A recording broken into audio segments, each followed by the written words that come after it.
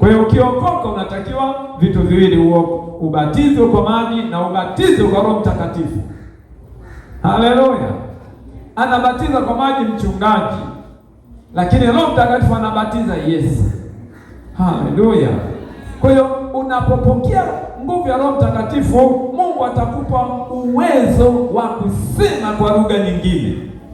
Haleluya! Bwana Yesu asifiwe sana. Namba 2, utapokea ujasiri wa kushuhudia.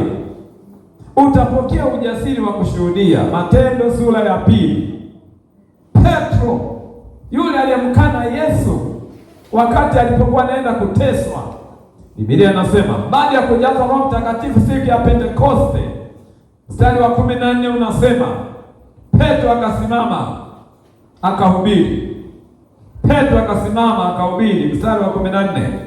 Lakini Petro akasimama pamoja na wale 11, akapaza sauti yake akawaambia, enyi watu wa Uyahudi na ninyi nyote mkao Yerusalemu, lijueni jambo hili, mkasikilize maneno yangu. Sivyo mnavyozani watu hawa waokolewa kwa kuwa ni saa 3 ya mchana.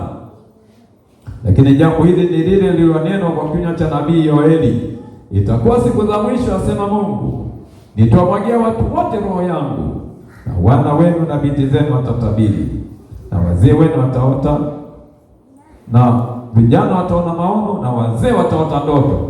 Bwana asifiwe sana. Petro akahubiri, akawahubiria